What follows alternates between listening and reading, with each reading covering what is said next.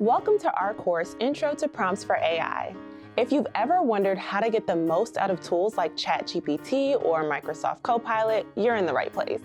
In this course, we'll teach you the essential skills to create effective prompts that get you the results you need from generative AI. But first, let's clarify what we mean by generative AI tools. These are artificial intelligence systems trained on vast amounts of data.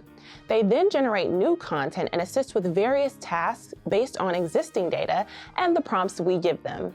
Some popular examples of generative AI include large language models like ChatGPT, Microsoft Copilot, Google's Gemini, and Claude by Anthropic.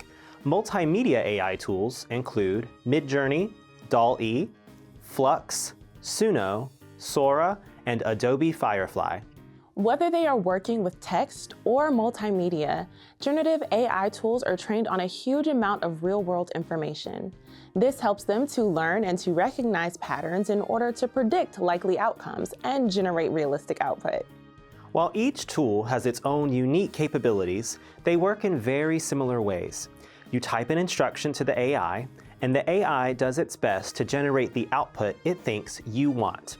The key to unlocking the incredible potential of AI and getting better results from your AI tools starts with effective prompting. We'll be using different AI tools throughout this course to demonstrate best practices that apply across all of them. You might be wondering, what exactly is a prompt?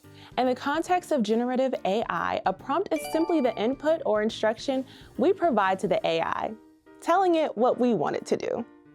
If you use ChatGPT and tell it, I want a blog post about palm trees, it's going to produce a result that probably looks pretty good, but does that output match your expectations? The challenge is that these tools can do amazing things, but they can't read our minds. They interpret our prompts literally, so crafting clear and specific instructions is essential to getting good results. That's why in this course, we'll cover techniques for creating effective prompts, common prompting techniques, and best practices for AI prompting in business.